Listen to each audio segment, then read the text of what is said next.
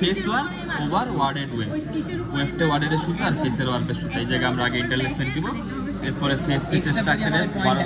ব্যাকের স্ট্রাকচারে দিয়ে দিব শেষ আর সেন্টার ওয়ার্ক স্টিচিং এই জায়গায়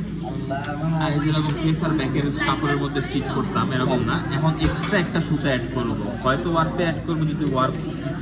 সেন্টার স্টিচ বলে আর যদি ওয়েভ সেন্টার স্টিচ বলে তাহলে ওয়েভটা এক্সট্রা সুতা অ্যাড করবো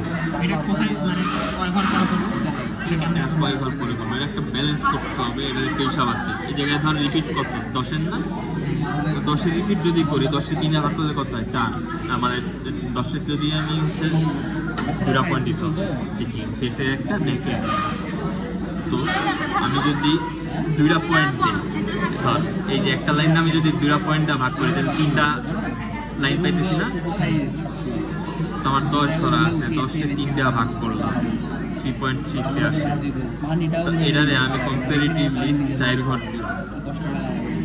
এটারে ফিল আপ করার লেগে তো 1 2 3 4 নাম্বার ঘরে দিলাম 4 নাম্বার ঘর কি বেকে না স্টিচিং সুতাটা বেকের লগে স্টিচ হয়েছে আরেকটা সুতা অবশ্যই ফেসের লগে দিতে হবে 1 2 3 4 ঘর দিলাম 4 ঘর পরে তো বেকে আসতেছে 1 ঘর বাড়ায় দিলাম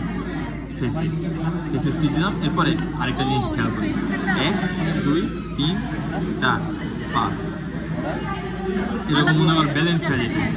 তো এই যে এই ক্যালকুলেশনটা করে দিয়া দেখবো যে একটা ব্যালেন্স হইতেছে কিনা 4 ঘর 5 ঘরে